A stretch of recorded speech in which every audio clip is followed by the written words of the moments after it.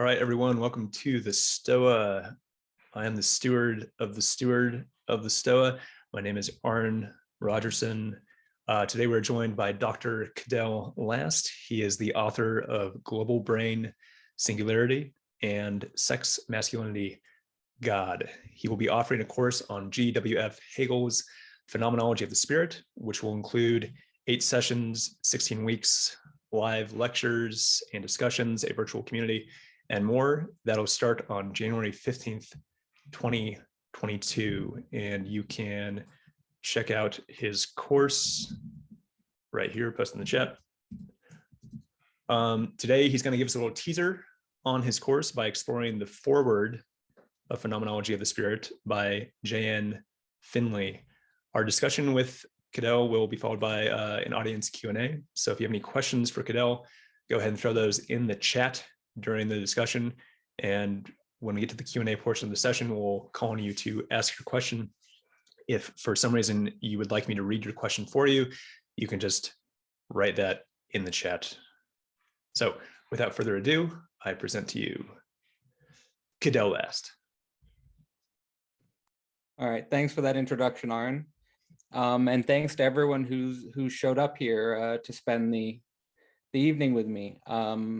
I will share my screen and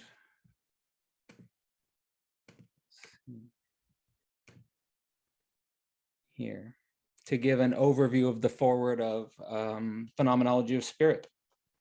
So for some background on myself with this book, this is a book that I've spent, a good part of the last 4 years with. It's an incredibly dense, difficult book. I would say it's not enjoyable to read. I would say that it's extremely demanding. The word, whenever I think about my psychological relationship to it, it is one where you kind of have to submit to a logical process which is being presented. And one of the reasons why I sort of labored through it, I think that's the right word, is because it seems like so much of philosophy in the last 200 years has been basically a response to the phenomenology of spirit in one way or another. And I'm going to get into towards the end what I mean by that, and some sort of concrete examples of how philosophy in the last 200 years has been a response to this book. Of course, covering the foreword, we are not even touching Hegel's own writing. So I want to emphasize that. And the reason why I'm offering this forward is to sort of give a taste or give a general overview of the type of concepts that Hegel's exploring here, and sort of to sort of demonstrate why one would be even open to the process of going deeper into this book and its meaning. So here you see an overview of the basic contents of the book. It's a very logical structure.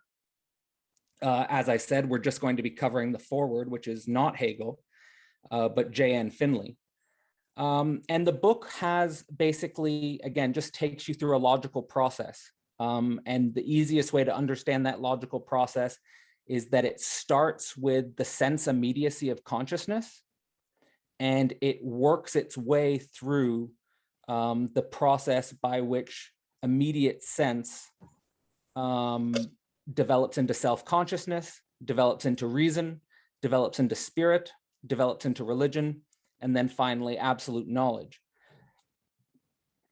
And each chapter sort of goes into the experience or the logic of the experience of what it's like to be a consciousness, what it's like to be a self-consciousness, what it's like to be a rational entity, and so forth. and ultimately trying to lead you up to what Hegel thinks of as the standpoint of absolute knowledge. I just want to give a, pardon me, a quote from Slavoj Žižek. Oh, wow. Something caught in my throat. I just want to give a quote from Slavoj Žižek here because I want to give some deeper context to the phenomenology of spirit and where I see it in philosophy before going into the foreword. Oh, that's never happened to my voice before. Quote, a philosophical event not only designates a clear break with the past, but also casts a long shadow on the thinkers who follow him. And I'm going to give 3 examples of philosophical events that I think capture this quote. One representing a clear break from the past, and the other of casting a long shadow on thinkers who follow. So the most important thing to know about the phenomenology of spirit is that it is a type of event. And this event is on par with an event like Plato's Symposium, or I'm also going to go into Descartes' Meditations, what I would call a philosophical event proper. And one of the reasons why you can sort of tell if something's an enormous philosophical event is not only because thinkers will constantly refer to that person after the fact, but usually that person will represent a point of negativity, namely that person will become a point of comparison and contrast. In other words, sort of used as a jumping off point to negate that person. You know, like a lot of people will negate Plato or negate Descartes, sort of setting them up as sort of like a straw man of what's wrong, and then to sort of differentiate themselves from that person. In terms of the break that Plato represents in philosophy, it's kind of this break with a pre-Socratic universe of balanced harmony. So notions of yin and yang, masculine and feminine, night and day, as sort of balanced opposites. The reason why Plato is a kind of break from this is because he offers the idea of ideal metaphysical forms, or the notion of an eternal one. And this really sets up the possibility, and the reason why this is cast a long shadow is because it basically represents the conditions of possibility for what we came to think of as monotheistic religion and meaningful hierarchy. A lot of Western civilization after Plato was basically based around essentially this idea of ideal forms and the eternal one. It set up the conditions of possibility for that type of society. With Descartes, we have a similar type of event. In Descartes, we break from the Platonic universe, namely, we break from a pre-modern universe of meaningful hierarchy. And we are basically introducing the principle of meaningless mechanism and a principle of thinking subjectivity. And those 2 principles basically open up the possibility for a classical scientific society. So science and living in the area of modern science is kind of this world where you're living in a universe of meaningless mechanism and thinking subjectivity, the typical scientist. And that's obviously based around Descartes' notion of the cogito. Finally, with Hegel, we have a further break to this. And basically what Hegel does is dialecticizes substance and subject. So in other words, there's no longer a reified cogito, and there's not even any longer positive substance. It's rather that all substance and all subjectivity gets thrown into this, we call the machinery of the dialectic. And the dialectic basically points towards this destiny of the otherness of identity, namely that how could I put it in the simplest way, is that if the truest reality in Plato is the notion of the eternal one, and if the truest reality in Descartes is the notion of the cogito, the truest reality in Hegel is the idea that our identities are going to become other to what they are now. They're going to become different to what they are now.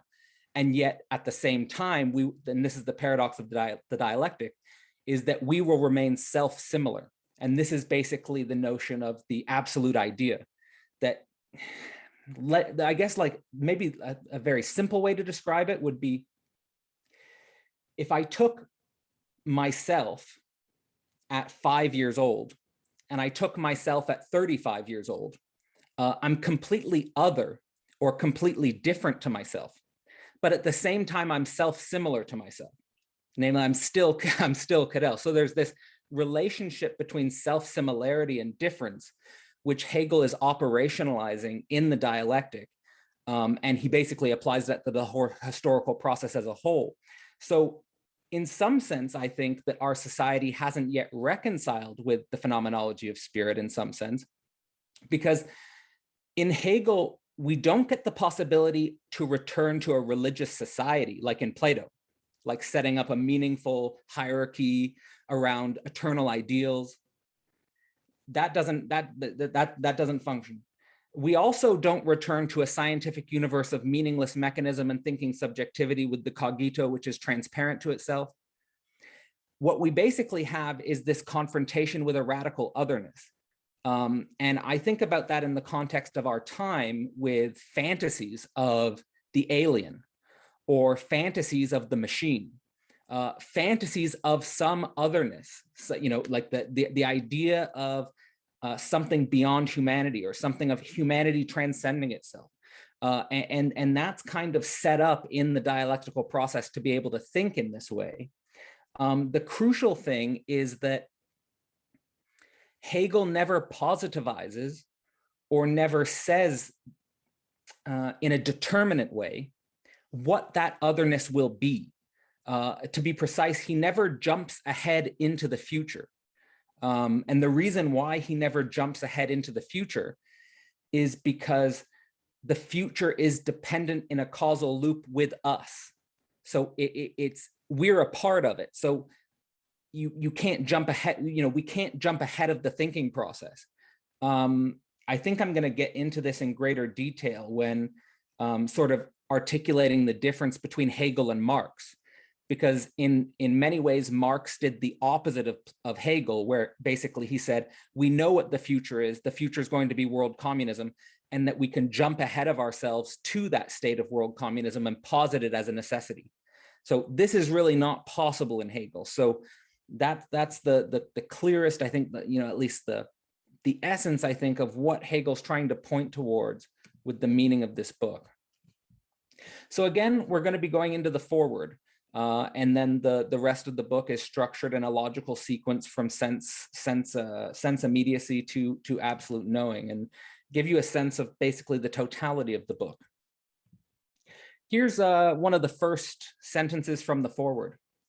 Phenomenology of spirit is meant to be a four-piece that can be dropped and discarded once the student, through deep immersion in its contents, has advanced through confusions and misunderstandings to the properly philosophical point of view. So what this means is, like, if I take myself as a historical subject, I've been wrestling with it for the last 3 or 4 years. What Hegel's intent is not that I continue identifying with it for the rest of my life. What Hegel's intent is that at a certain point, I'll be able to get rid of it, that I'll never be able to think of it again. I can just discard it. And that's a good example of becoming other to myself. But through the laboring with it, you're offered the chance to basically, it's like almost like a logical cheat code to the position of absolute knowledge. I don't think it's impossible to reach a standpoint of absolute knowledge without the phenomenology of spirit, of course. And I think many people try to reach the standpoint of absolute knowledge through various other means. So I don't think it's the only way or the only path, but it's in any case a type of, I think, again, a logical cheat code that can help you advance to that standpoint very quickly, you know, in a relatively short amount of time. And I think I'll also go into towards the end how, again, philosophers in the last 2 centuries have been using this book essentially to advance to this standpoint and then philosophize from that standpoint. So the 3 main points I want to emphasize to you about the foreword, which is trying to capture the essence of the book for you. is that Hegel's offering world spiritual stages of mental progress. 2, that those world spiritual stages of mental progress go from sensual immediacy to a science of spirit. This is different than, the more I think about it, the more it's clear is maybe not the right word, but the more it's useful, I think, to think about this book as offering spirit a standpoint of itself within a scientific universe. So it's really thinking about what's the place of spirit in a sort of the zeitgeist of science, and also to mature science from including spirit into that universe. And then finally, the point of a spiritual necessity of absolute knowing. So basically, these are the three main points I want to cover here, and I think that they're the main focus of the foreword. First, the world spiritual stages of mental progress. Phenomenology of Spirit task is to run through in a scientifically purged order the stages in the mind's necessary progress from immediate sense consciousness to the position of a scientific philosophy, showing thereby that this position is the only one that the mind can take when it comes to the end of the intellectual and spiritual adventures described in this book. So the main things here include, first, that the book is running through a logical matrix of spirit's existential possibilities. And Hegel basically develops this logical matrix from observing the development of the idea in different historical contexts. So studying, for example, the development of the idea in China, studying the development of the idea in India, studying the development of the idea in Europe, studying the development of the idea wherever there was a world historic civilization, and basically studying the way that basically the existential possibilities of the idea. And from that derives basically a sequence of stages that go from consciousness, self-consciousness, rationality, spirituality, religion, and absolute knowing. Now, there is a distinction here that I think is important. I would say it's a qualitative distinction. And this qualitative distinction is what I would call the self-reflexivity of the absolute. And this, I'm going to get into this in greater detail. But the self-reflexivity of the absolute is basically what Hegel would think of as the birth of the modern world and the instantiation of the demands of a type of modern freedom, which emerge in events like the French Revolution or the American Revolution or the Haitian Revolution. These are basically, for Hegel, moments of the absolute becoming self-reflexive and opening up a new form of potentiality, which was not there in previous stages or previous modes of the world spirit. And at the same time, again, what's crucial in the dialectical process is that he does not jump into the future. He remains in the present moment, and the structure of the idea and the structure of basically the temporal structure of the idea is that the past and the future are to be read from the standpoint of the present. They're different sort of modes of historical appearing of the idea. So to think about it, like you can think about it in a kind of fractal way, I think. So you can have like the development of the idea in Europe, you can have the development of the idea in China, you can have the development of the idea in India, over historical time, that what is common to the structure of the idea in all of these different locations is this logical sequence, which I've said a few times now. And again, I think that the crucial thing that Hegel's offering as a key to scientific modernity is that at this stage of the idea, there's a type of absolute self-reflexivity which is appearing, namely that we are becoming aware of the structure of the idea in a way that previous historical civilizations weren't. And that might open up a different type of potentiality in the idea. And I think that even and again, I'll elaborate on this towards the end, but I think that the last 2 centuries of philosophy have really been wrestling with precisely this, namely the self-reflexivity of the absolute. When you think about Marx, when you think about Kierkegaard, when you think about Nietzsche, when you think about Heidegger, I think this is really what they're wrestling with, which is the self-reflexivity of the absolute. So the second point, sensuous immediacy to science of spirit. Phenomenology of Spirit related to the time at which it was written, a time at which an abstract absolute dominated philosophy.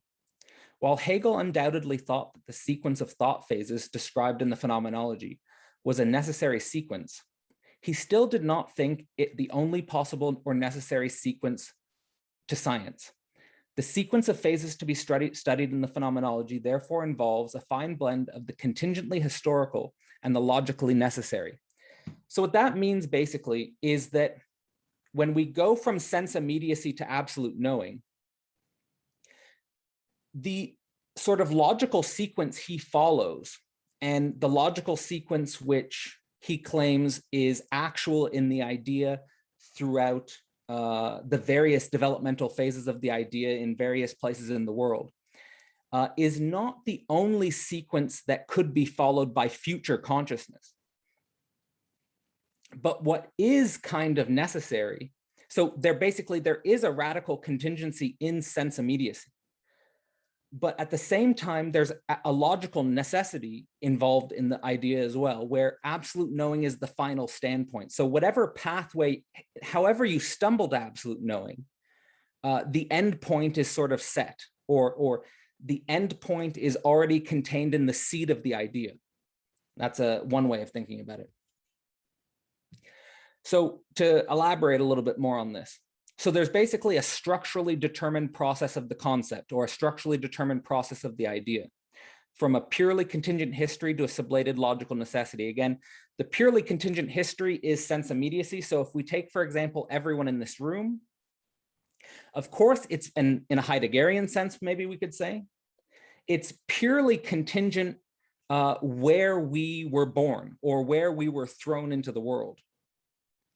Where we started our journey is contingent. The race I am, or the country I was born in, or the family I was born into is purely contingent. But the necessity of my notion, or the necessity of the idea of Cadell, or anyone in this room, according to Hegel, is to come to or mature to a standpoint of absolute knowing. However, whatever path you take.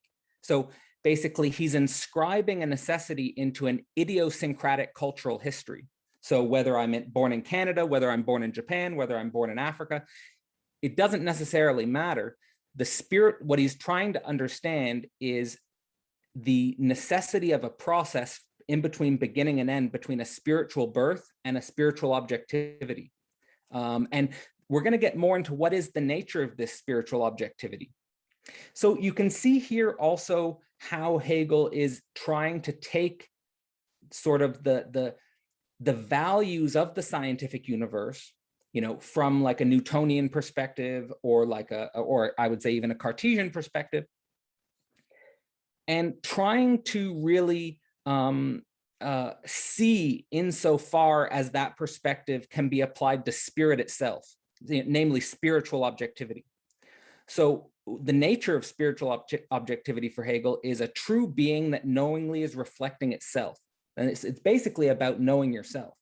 And the crucial distinction here for the dialectician is that inside the drama, namely inside the process of moving from consciousness to self-consciousness, or inside the process of moving from self-consciousness to reason, the entire thing is experienced in illogical ruptures. It can be painful, can be suffering, but that outside the drama, from the perspective of the dialectician, the entire chain is a logical process. Another way to think about this is that inside the drama, one experiences one's life as a series of discontinuous ruptures.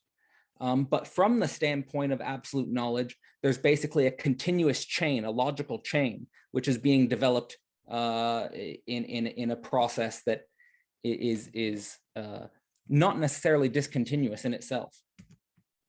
So here's an image of that sort of relationship I was just trying to describe, that inside the process, moving from being an infant to developing a self notion, to developing rational capacities, to developing a spiritual life, to developing an idea of religion, to developing ultimately an understanding of absolute knowing. This is experienced as a series of discontinuities, a series of ruptures that can be extremely disorienting, that can be extremely confusing, that can be incredibly traumatizing, you could say. But from the standpoint of the dialectic, you can sort of see the logical chain connecting all of the events. And I guess what Hegel's trying to suggest also is that there's some sort of responsibility on the side of the dialectician to help consciousness move through this process, namely because, and I think there's a lot at stake here, to be honest, because I think that at any one of these stages, consciousness can get stuck. So like, for example, I know that there are many people who never make it to the stage of rationality, for example, or there are many consciousnesses that never make it to the stage of spirituality, or never make it to the stage of religion, or never make it to the stage of absolute knowing. So basically death, and one way of thinking about this is that death comes for the consciousness before the consciousness discovers death. I think that's one formula. That's one way of thinking about it. Because absolute knowing is a very peculiar state of being. And I think it does have a peculiar relationship to death, basically a reconciliation with death, and a reconciliation with loss. And the dialectician is I think someone in principle who can sort of not be a big other for historical consciousness, but at least sort of help consciousness work through certain problematic notions as it relates to these stages. So here's the third the point I wanted to make, which is the spiritual necessity of absolute knowing. Phenomenology of Spirit is, however, for all of that, a path involving necessary implications and developments, which will be preserved in all paths taken in the future and in the terminus to which these lead. For on Hegel's view, all dialectical thought paths lead to the absolute idea and to the knowledge of it which is itself.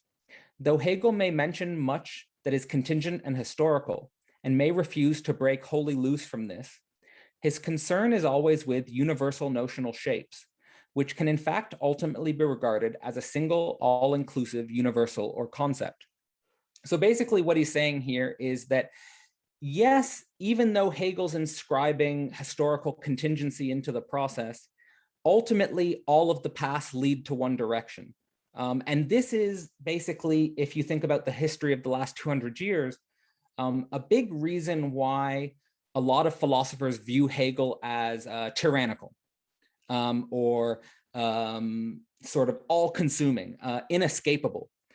Because basically what he's saying is that there is already a determined path of where consciousness is heading. There's a standpoint. And I think that, well, we can get into this if there are questions about it, but I think that this idea that Hegel is tyrannical is a little bit misleading. And I think that there's a lot of damage done by throwing out let's say the dialectical machinery, which is really supposed to be a helpful tool to advance consciousness to a phase where basically the consciousness can get rid of the phenomenology of spirit, or can get rid of even sort of this sort of logical machinery. But we can get into that if there are any questions about it. Basically, here are the 3 points about the nature of absolute knowing, which I think are quite useful or quite instructive. So basically all of the contingent historical paths, namely no matter where we were in history, no matter where we were born, they will all lead to the absolute idea, and that the absolute idea is a spiritual knowledge where the truth of the in itself is for itself. in order to get beyond the jargon of this, because it's a very important statement, the truth of the in itself being for itself, is that if you think about, for example, someone like, if you think about many great scientific minds of our era, I think that they fall into the trap of not understanding this. So certain people are coming to mind. If you take, for example, someone like Stephen, who is it? I forget, the name's not coming to me now. Just this idea that basically what a lot of scientific minds fall into the trap of is that the truth of the in itself is perceived as something that has nothing to do with their own spirit or has nothing to do with them. And in not understanding that relationship, I think that they basically lose all meaning and that they lose all sort of relationship to the truth in itself, not knowing that they're a part of that whole process. One of the crucial dimensions of absolute knowledge is that there are no more external problems for the ideal. In other words, it's not that you stop idealizing, and it's not that there are no more problems, but that it's not a problem that there are problems. That's one way to think about it. It's not a problem that there are problems. In other words, you have a sufficient relationship to your own self-notion that you're in a kind of joyful self-relation, let's say. I'm going to go into like a little bit of the psychic topography of this state of absolute knowing, but it's like a weird, the way I think about it is like a Mobius loop that turns into a sort of a different type of shape, like a cross cap or something, where it's like a weird twisted circle that closes in on itself and endlessly joys repeating itself. And the crucial metaphysical concepts here are self-similarity in difference. In other words, it's not an absolute difference as is sort of popular in much of 20th century philosophy. There is a self-similarity.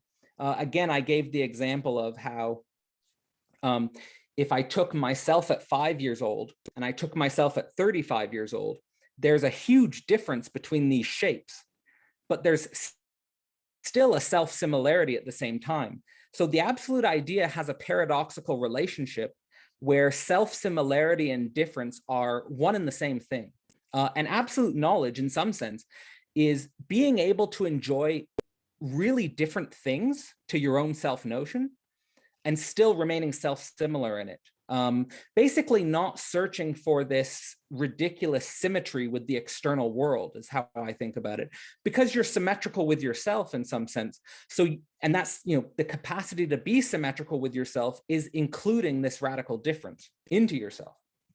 So here's the shape of it, or one of the possible ways of thinking about the shape of it. And a few points about the structure of the idea. So the first is that the end of spirit, or the future of spirit, is contained as a seed of potential at the beginning. I think I've made this point several times, so I don't want to go over it in too much detail again. That it's the necessity of the idea to own itself, basically, to know itself. And that the idea's temporality in itself is this falling away and returning to itself. You could think about the first stages of the idea, namely consciousness, self-consciousness, and reason, as the idea's most falling away from itself. I think about this, for example, when I was a young adult, being extremely interested in the cosmological background radiation. This is as far away from the self as I could fall. In other words, it's the rational mechanism falling away from itself before returning to itself. And the returning to itself could be seen in stages of spirituality, religion, and finally absolute knowing, where you're symmetrical with yourself. So there is a way in which you return to yourself in a sort of, again, an absolute self-relation that includes radical difference.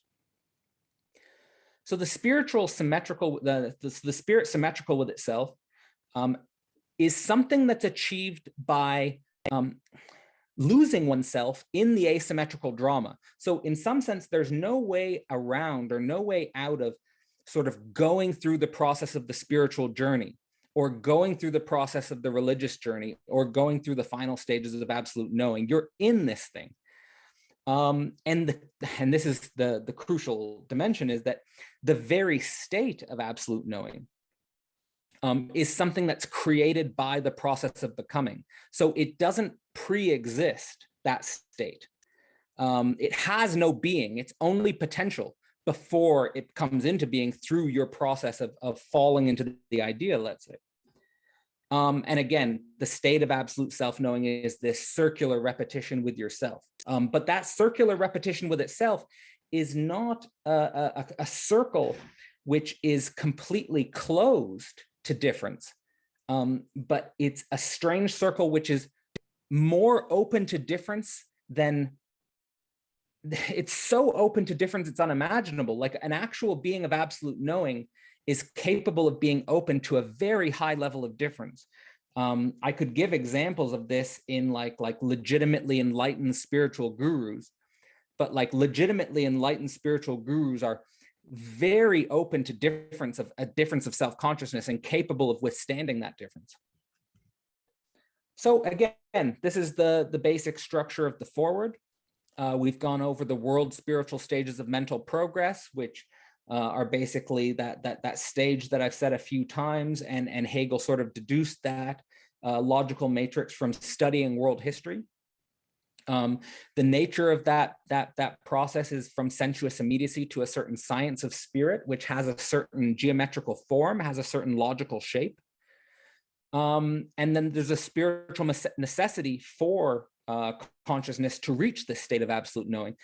I've come to sort of think about it as that there's two options, and I've already sort of mentioned this, but those two options are either death finds consciousness before consciousness finds death, or consciousness finds death before death finds consciousness, and that is the state of absolute knowing. Because once you've sort of died to yourself, the idea is that you're self-similar and you can include a large amount of difference. So here's the final quote about the text that I'll offer. It is necessary to stress here that the dialectical development which Hegel sees as connecting his phenomenological phases in a logical growth of notions out of notions, given to us who consider the cultural past of humanity as resumed in ourselves. However, the mind of humanity in the past did not, for example, see the necessary logical step from the kingdom of laws behind nature to the kingdom of subjects who consider nature, nor did they in fact historically pass from one to the other. It is we, the phenomenological students of the shapes of spirit, who see the logical connections between them, and therefore also, for the phenomenological purposes, the order in which they must be arranged. What basically this quote is saying is about this self-reflexivity of the absolute that Hegel's sort of saying is the main point to take home, namely that even though spirit throughout its phases in human history developed from consciousness to self-consciousness, reason, spirit, and religion, it didn't reach the level of this self-reflexivity which we've reached at. And that this self-reflexivity of the absolute, I think, really defines the last 2 centuries of philosophy. And it has to do with the types of demands that spirit made on political economic organizations in the French Revolution, in the American Revolution, in the Haitian Revolution, and defining modern political economic organizations, basically this demand for a radical freedom. Now, everything I've just said here doesn't even capture the main sort of Hegelian principles that are forwarded in the foreword, and here they are now. I'm not going to go into them in detail, but just sort of give a sort of, I guess, a pitch that these are the types of concepts that we're going to be exploring in the course itself. The relationship between universality and particularity, the nature of the dialectical process, the nature of dialectical function, the nature of the dialectician in this process, and ultimately the nature of polarity and opposition. All of these are essential Hegelian principles. I'm not going to go into in great detail. But again, this is sort of the foreword. And in the course that I'm going to be offering in January, we're going to go through each of these stages in process and sort of try to understand how each subject can relate to absolute knowledge in their own way, ultimately. Now, there is one more thing that I wanted to say, which is basically the consequences of phenomenology of spirit for the last 2 centuries of philosophy. Because most of the philosophers in the last 2 centuries have kind of been responding to this book. As I sort of stated before going into the foreword, the phenomenology of spirit is meant to bring one to a philosophical point of view so that after internalizing its contents, it could be discarded. So you could say that most of the philosophers that we reference, whether that's Marx, Kierkegaard, Schopenhauer, Nietzsche in this representation, they're all individuals who have sort of meditated on the basic message that's being delivered in this book and have philosophized from this standpoint.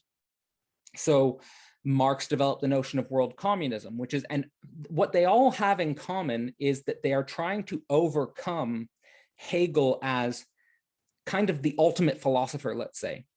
This idea that Hegel completed metaphysics, or this idea that, that after Hegel, you know, nothing really is left to be done in philosophy.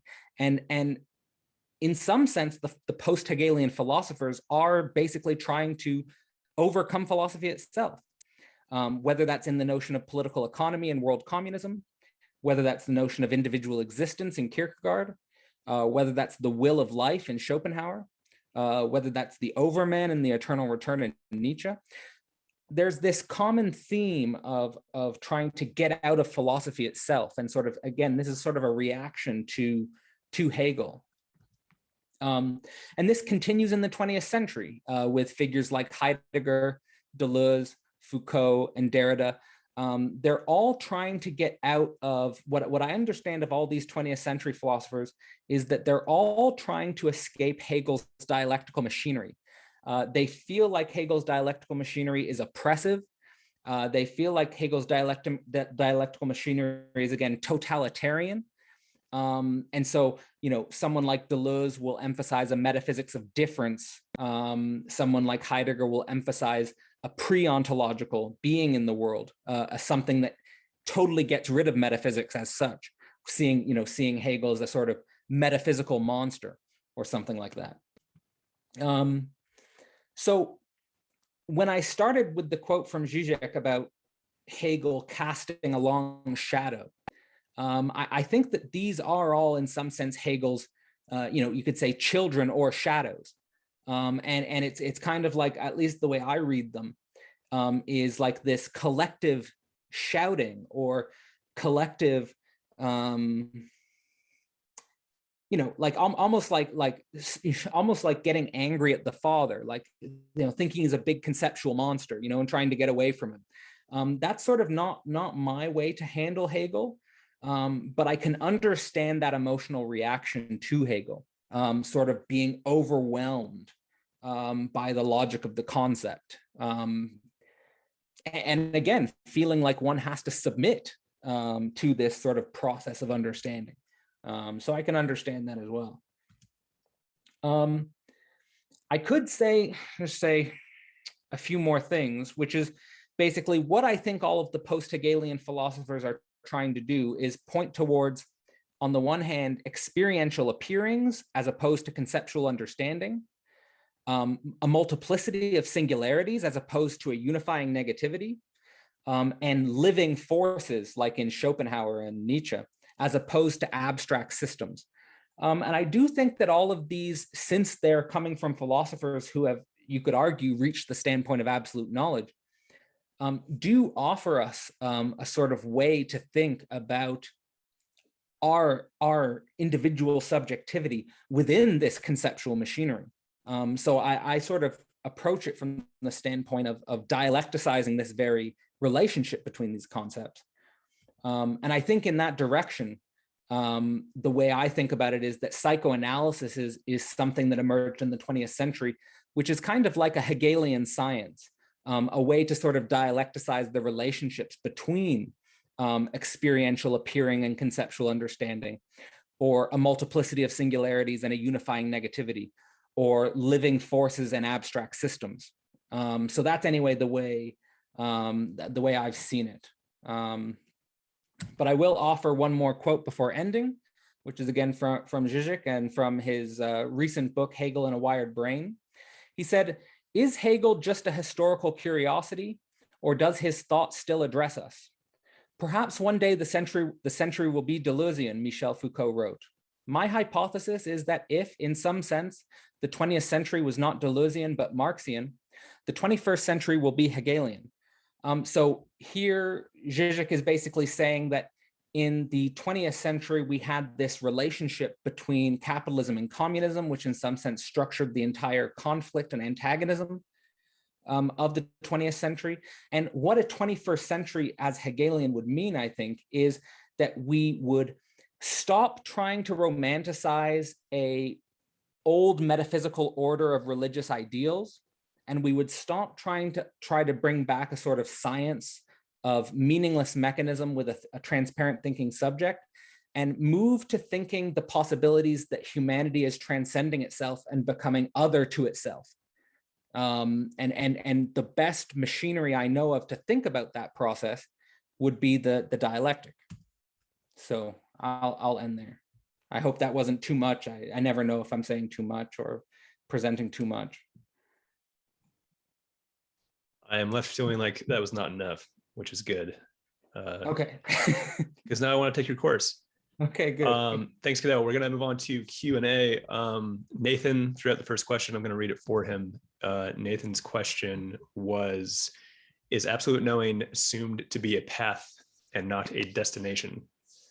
In some sense, is the destination always unattainable? And the point in which absolute knowing lies, the point where absolute knowing is located, always seems to be changing once the self goes through a change. Does that make sense? Yes. So there's a sort of, I think there's two answers to this. The first answer is that absolute knowing is a process and it's a journey. So you're in a process, you can't really get out of it. So for example, in the transition from self-consciousness to reason, from reason to spirit, from spirit to religion, you kind of have to tarry with the conflicts in yourself that appear at this stage.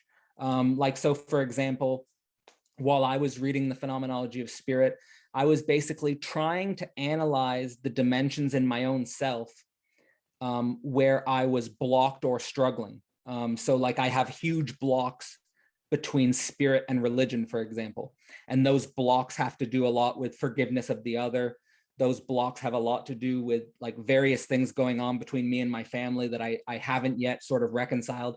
Basically, I haven't yet reconciled certain differences in others that would sort of have been reconciled if I was at a truly state, if I was truly at the stage of the religious notion. So in that sense, absolute knowing is recognizing that you're within a process. Now, then there's a second answer to that, which is that there is genuinely a state of absolute knowing where you are self-similar with pure difference in some sense. So I would think about this in relationship to enlightened, genuinely enlightened people. Like that genuinely enlightened people are in some sense always already there. They don't need to go anywhere from that space, but that doesn't mean that they're sort of static or immobile or not changing anymore. They're still changing and there's still difference. But they have a sort of understanding of self-similarity. And they have a sort of, they have let go of the desire for the other to be symmetrical to themselves, which is a qualitatively different, it's sort of like a qualitatively different property in their idea. Like, for example, I can give a concrete example. So, for example, blasting my personal family, but my mother has done things that I can't accept in myself. There's a difference between me and her, which I'm not able to sublate in Hegelian terms. In other words, there's an asymmetry that I'm still wrestling and struggling with as it relates to her. If I was in the state of absolute knowing, I would kind of be able to include her difference and not care about it. and still be not be emotionally perturbed by it. But there's also not a way in which I can sort of fake bypass that process. Meaning that if I fake bypass and pretend I'm okay with the difference when I'm not, then I haven't really put in the work necessary to actually sublate that difference. I don't know if that's clear. I'm basically using the concepts of self-similarity and difference. It's very, very simple concepts. They're very crucial metaphysical concepts. A lot of disagreement in 20th century metaphysics are about these concepts. Cadell, how much time do you have? Can you go past the hour? I'm totally open. I have nothing else to do. Awesome. All right, I'm going to hop around the questions a bit. Let's go to Alexander. If you want to unmute yourself and ask your question. Okay. I'll bring in the Marshall McLuhan perspective here. So what is lacking either in Hegel or in your presentation is an understanding of context. So in what way is the context important to Hegel in the development of these ideas? Because either the ideas develop out of themselves, or there must be certain context, for example, information accumulation that has an effect on the society in which a philosopher lives. And in that sense, maybe truth is nothing but the increased availability of competitive narratives. What would Hegel say in relation to that? Okay, so I think I tried to emphasize that notion. There's two ways I tried to approach that in the presentation, and maybe I didn't succeed. The first way I tried to approach that notion was the idea that Hegel's concept or Hegel's idea does start from a position of radical contingency or radical context, namely that, where the notion of self-consciousness begins, or sorry, where the notion of sense immediacy begins. And the second way I tried to approach that is by emphasizing that even though the starting point and the end point of the idea don't change, the pathway or the context of the pathway do change depending on historical context. So, for example, Hegel says that he basically says the future of man or the future of men could take a different pathway to the standpoint of absolute knowledge than the one I'm describing. So, for example, in the future information society, in the late 21st century or something, it could be that the sort of the standpoint of absolute knowledge is reached via a different pathway than the way the idea reached it in history, pre-modern history, let's say. I don't know if that answers it, or if I'm directly engaging with what you said or not, but that's how I tried to approach it in the presentation. Oh yeah, but I think there's something that's lacking in Hegel, in the way Hegel writes. Actually, he writes at the early 19th century, actually very, very strongly, emphasized here. He knows very well that he's a historical writer. I think today, if we're going to call ourselves Hegelians, we have to include, think like Hegel would think now. Yes. In that sense, I think a lot of the people who use Marshall McLuhan as a critique against Hegel, a constructive critique, I must say, are very right about this, that actually Marshall McLuhan, or say Heinrich Song, for example, another thinker who thinks like, could actually be very compatible with Hegel, except that they came after Hegel. We must think like Hegel would think today, which of course also was Slavoj Žižek. We can't call ourselves Hegelians otherwise, because we're not honest to him. Yes, and I think that that's the best alternative to what a lot of philosophers did in the 20th century, which is try to overcome or try to get rid of Hegel. I think if you try to overcome or try to get rid of Hegel, you're destined to become some sort of weird, shadowy, monstrous opposite of Hegel, like I think like Deleuze and Heidegger are. So in some sense, I think the best way to overcome Hegel is to think like Hegel would, but from the current historical standpoint, which is the standpoint of absolute knowing. Like, I think that Hegel builds his own, this is, I think, the crucial mark of a good thinker as well, is that Hegel builds his own self-destruction into his own project. Namely that he's built his own, like, he wants you to get rid of him, but the thing is, you can only get rid of him by going through him. And I think that point was missed by a lot of thinkers in the 20th century. Yeah, I could just add here that this is where I think it's incredibly important to stress that when Hegel talks about absolute knowledge, he doesn't mean gnosis, the Gnostic sense at all. This is the exact opposite of the gnosis of Gnosticism, which is an eternal knowledge of some kind. The absolute knowledge is actually the realization that knowledge can never be eternal, never should be. Yes, yeah. I think gnosis is something that gets confused at the stages between reason and spirit. I think when spirit's moving through reason and spirit, it comes up with this idea of gnosis, and it's just a mess. All right, thank you, Alexander. Let's go to George, if you want to unmute yourself and ask your question. Yeah, sure. So my connection to Hegel is Zizek's sublime objective ideology.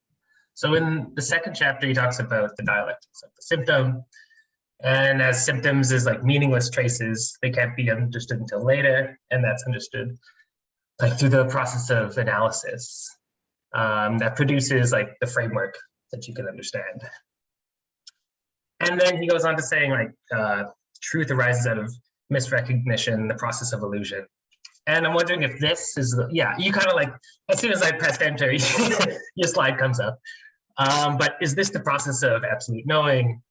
And I've always had trouble with this chapter. I'd maybe be fruitful for you to use it as kind of like an example or something like that. So did you say you always have trouble with the chapter on absolute knowing, or the chapter in the sublime object? Yeah, sublime, that's right, yeah. Okay, so there's a few ways we could approach this. One, like Alexander Bard suggested, Zizek is the example of a thinker, and I think Alexander Bard is the example of a thinker that writes from sort of a Hegelian standpoint, but takes on their own sort of historical sort of perspective on the state of absolute knowing, like, which is why Zizek can talk about things like psychoanalysis and the 20th century politics from a Hegelian standpoint, because he's basically taking in knowledge practices which have emerged after Hegel and sort of looking at them as if Hegel was able to look at those things. So when we think about what you're emphasizing here with symptoms as meaningless traces, and that truth arises through misrecognition and the process of illusion, this is basically Zizek philosophizing the way in which someone goes through a process of psychoanalysis. When someone's in a sort of analysis, truth always arises through a process of misrecognition and sort of a process of illusion. So he's just sort of here using psychoanalytic terminology to describe this process. And I think it's very Hegelian, because the basic way Hegel starts is by saying consciousness can deceive itself with its own images. Like basically Hegel saying consciousness is constantly deceiving itself. So how can we know the truth if consciousness is constantly deceiving itself? And that's where he sort of develops the dialectical notion, and that's how Hegel works through it logically. Now psychoanalysis takes a different approach. It uses things like free association, for example. And sort of tries to move through a dialectical process with the subject itself, which is I was trying to argue is psychoanalysis, I think, is a type of Hegelian science, and that was the last point I tried to make. I don't know if does that capture what you're trying to say? Or Yeah, does that help? Yeah, I think so. Yeah. Thank you. It's like, because in the process of reaching absolute knowing, you're in this radical asymmetry with yourself. And when you're in this radical asymmetry, there's this emotional tendency to want to, basically from a Freudian perspective, it's because your mind is regulated by the pleasure principle, is that you want pleasure over truth. But if you want truth over pleasure, it's going to be painful, and you're going to have to move through certain illusions and certain misrecognitions in your own self. Like, I should be radically skeptical of myself as I'm moving through certain antagonisms related to, like I was saying, spirit and religion.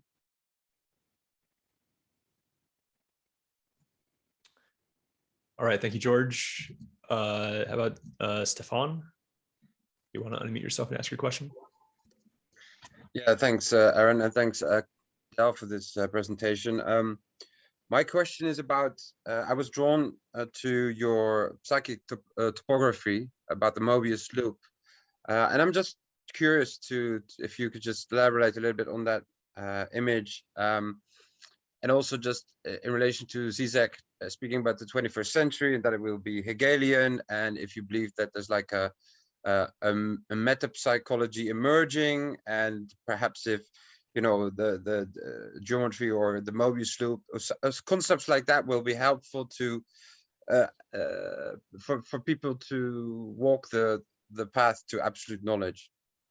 Absolutely. So that's where my thinking is right now. And I'm sort of injecting myself and my own thinking, like while I read Hegel, I'm constantly injecting my own ideas and trying to develop my own notions from reading this text. And one of those is sort of the idea of these weird twisted topographies like the Mobius loop and the cross cap and other such strange objects, which I think capture the paradox, like basically the mental geometry of the mind as a paradox, or the mental geometry of the mind as a contradiction with itself. I think that, for historical context, the idea of the mind as a Mobius loop was one that was first developed by Lacan. So that's not my original idea or something like that. The way I think about the Mobius loop, like with myself, is like, if I think about a 24-hour cycle of myself, it's almost like in the day when I'm awake, I'm on one side of the loop, and when I'm asleep, I'm on another side of the loop. So like in the day, I'm daydreaming, in the night, I'm dreaming, and I'm twisted in myself. But like my whole self is that whole structure, that weird twisted structure, so like, and the thing is like there are many dreams at night I have, which are, could be very violent, could be very disturbing sexually or whatever. But all of those things in myself are sort of a part of myself, my own paradox. And that structure might evolve. There might be other, like there's another notion like that the Klein bottle might be an interesting object to think about. I thought the Klein bottle, like I could go into that I could talk for a while about that, but I like the idea of the Klein bottle as a model for, I don't know, maybe I'm going too far away, but this idea that birth, sex, and death are all connected in the structure of the Klein bottle. That's sort of like an idea I'm still like wrestling with. But basically, my answer to you is yes, these psychotopographical tools, I think, are helpful to understand what Hegel's talking about. And I do think that they could help people visualize these concepts in a way that might be difficult to understand if you just have like a abstract philosophical jargon. Okay, thanks. That's helpful, thanks. The torus as well, I didn't mention the torus, but yes, also structures like the torus. All right, how about Tuan? Not sure if I'm saying that right. Tuan, that's how you say it. Tuan. What was my question? Yeah, I was asking about how it maps to Christianity. I was thinking actually about Marion Woodman, the Jungian analyst. She was saying that she thought that the world was still in a pre-Christian world, that they still hadn't understood Christianity. And when you're saying that about Hegel, about Zizek, thinking that we're still in a pre-Hegelian world, yes, I was wondering how that kind of relates to Hegel's Christianity, and maybe how that differs to the way Zizek has turned Hegelian phenomenology into how it's mapped with his atheism. Okay, so I love this question. One is, for context, in the Phenomenology of Spirit itself, Hegel never names a single religious denomination. He's talking about the idea of religion. He's not talking about any one religion in particular. He is influenced by Christianity, but he's also influenced by other religions as well. He read deeply about Islam. He read deeply about Taoism. He read deeply about Hinduism. So he's talking about the religious notion.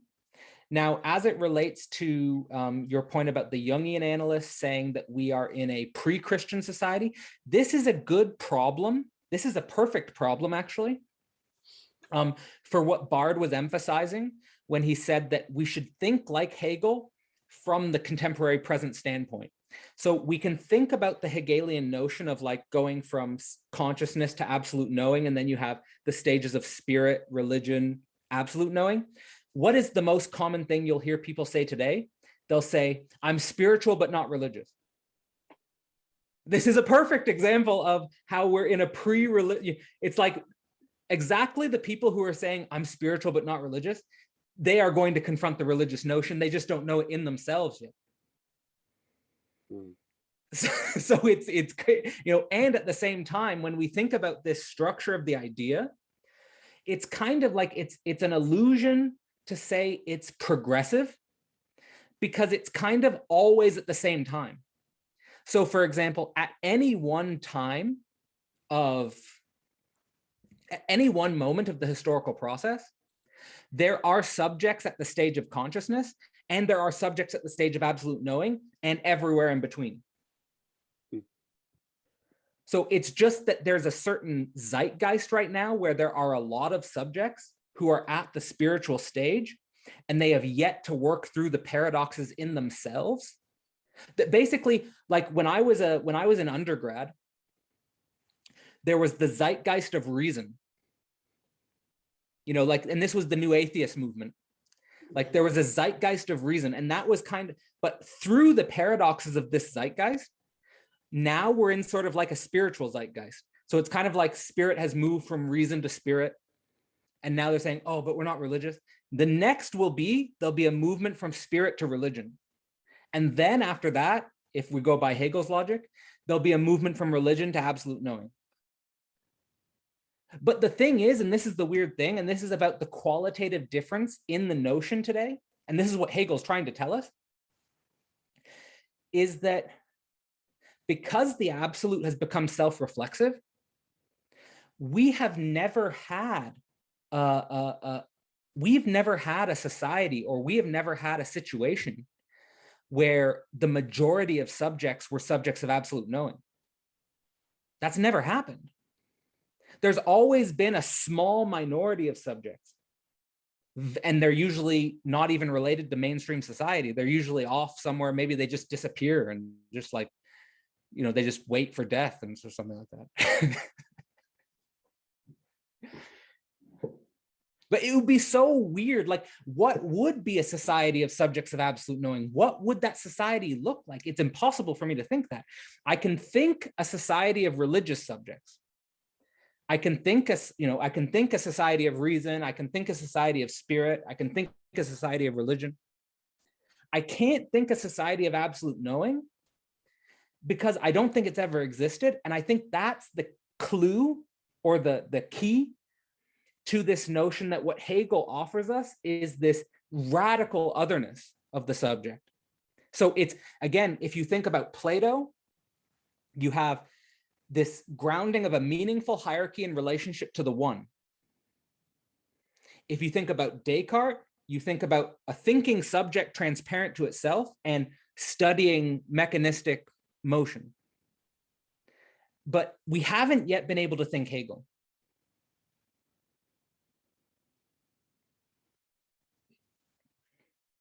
It's so weird, but like there are, like, for example, if you take, for example, a tweet, like someone tweets something out that's clever, right? Like we can all understand that in like 5 seconds. Someone has a clever tweet. Oh, that's a funny joke, or something like that.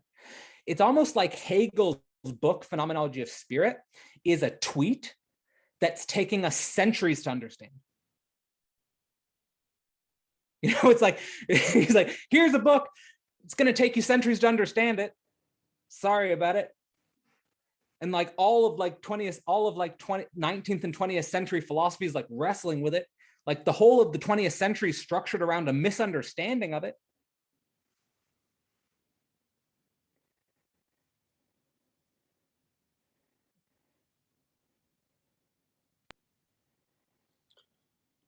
Do you think that Christianity is like that as well? Or do you think that that even relates at all? So like one funny Hegel passage that is quoted a lot by Hegelians is the secrets of the ancient Egyptians were secrets to the ancient Egyptians themselves. So I think we should think about our own religiosity or our own sacredness in the same way. Namely, when I look back at like what was sacred for me when I was a teenager, it was like the mall was like a sacred, like buying things at the mall, like going for the Nike shoe or something. I always give that example, but like, you know, you fill in the object that was like really like, you know, it could be a video game or whatever it is that was really sacred for you. It's like, that was like the mode of religious expression, you know, like it's like we don't understand our own relation to the sacred. And here, and this is in like really fresh in the thinking I have in the work I'm doing with Alexander Bard, is thinking about the relationship between the sacred and violence and negativity. I think that a lot of the features of modern spirituality, like we're in the spiritual phase, is like positive illusions. Like it's very pleasure principle spirituality. Like we're gonna get together and like it's gonna be great, and we're gonna like sing songs. It's gonna be great to be together, and like, oh my God, we all like think alike and blah blah blah. Like this is nonsense for Hegel. Like, so, like there really is a way in which we have to question the way our mind is structured by pleasure, if we really want to understand the truth of ourselves. And we should question ourselves when the person we're relating with, who we like because of a symmetry, and we stop liking them when there's an asymmetry. We should question ourselves here deeply. Like, oh, I like this person, we're good friends, and like all of a sudden, like there's a radical difference between the two of you. You're like, oh, fuck that person, I don't like that person, that guy's an asshole. Like we should really be more, like I was giving the example with my mom, like there's a real difference between me and my mom right now. And it's like, I can't sublate it. It's like, you know, like, fuck you, like.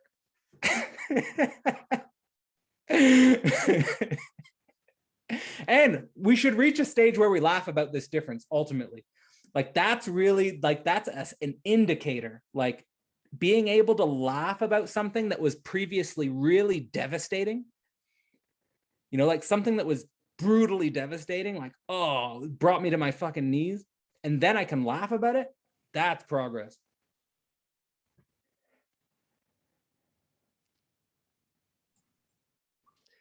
You can never tell when you're finished, Cadell. It's like you might burst right back in with like a new thought. So trying to give you space. But we're 15 minutes over the hour, so I think we'll probably call it here. Cadell, do you want to talk about your course and give us some specifics about how to sign up, etc.? So the course can be found at philosophyportal.online. This is going to be the third online course I've offered. The first course I offered was on exploring the self course. The second one I offered was on the Freudian unconscious. And this one's going to be about phenomenology of spirit.